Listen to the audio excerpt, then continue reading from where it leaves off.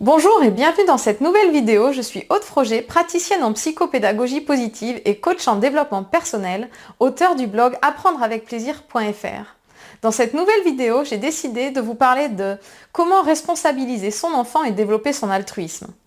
Si vous ne l'avez pas encore fait, je vous invite à télécharger mon e-book J'aime faire mes devoirs, qui est un guide pratique à l'attention des parents pour que le moment des devoirs soit plus un moment de partage avec votre enfant qu'un moment conflictuel. Comme je vous le disais, dans cette nouvelle vidéo, je vais vous donner une astuce pour développer l'altruisme de votre enfant et le responsabiliser. Vous avez pu le constater, dans une famille, on n'a pas tous la même humeur au même moment.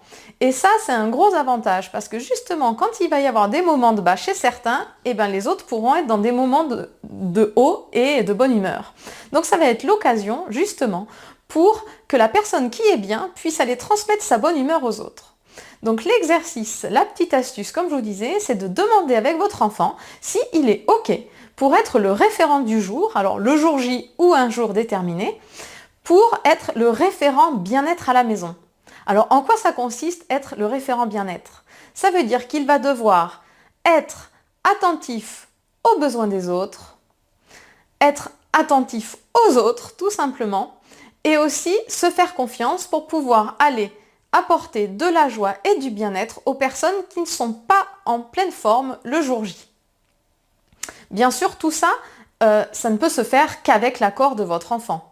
Et vous lui expliquez évidemment qu'un jour ce sera lui, et le lendemain ça pourra être quelqu'un d'autre, et le lendemain encore quelqu'un d'autre. Voilà, ça va se faire à tour de rôle. Chacun va participer à ça dans la famille, chacun mettra sa pierre à l'édifice. Alors pourquoi demander à votre enfant d'être le référent? Tout simplement parce que ça va lui permettre de se responsabiliser. Il va être fier d'avoir une responsabilité au sein de la famille et de voir qu'on compte sur lui. La deuxième chose, c'est aussi que ça va lui permettre de développer son altruisme, c'est-à-dire de donner aux autres sans attendre en retour, ce qui est très important parce que quand on fait les choses, on ne les fait pas pour recevoir en retour, mais justement pour faire du bien aux autres.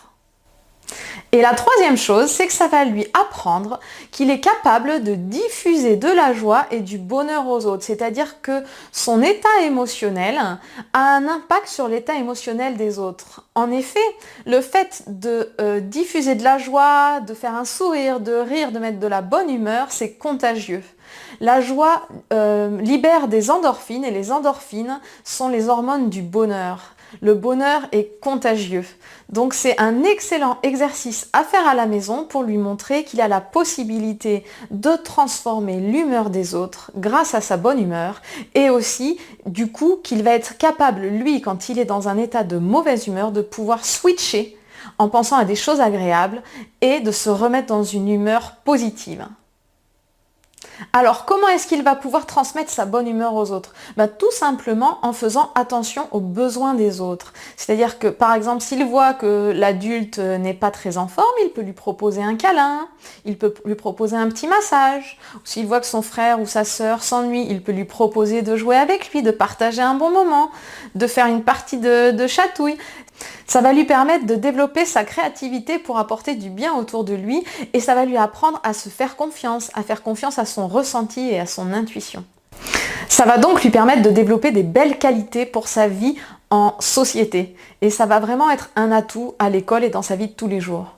Je vous invite donc à pratiquer cet exercice régulièrement. Changer, inverser, une fois c'est lui, une fois c'est vous, une fois c'est quelqu'un d'autre, pour qu'il y ait bien une harmonie dans toute la famille et montrer qu'on est tous responsables les uns des autres. J'espère que cette vidéo vous a plu. Je vous invite à la liker et à la partager, à vous inscrire sur ma chaîne YouTube Apprendre avec plaisir pour recevoir les prochaines vidéos et vous pouvez bien sûr me suivre sur mon blog apprendreavecplaisir.fr. À bientôt!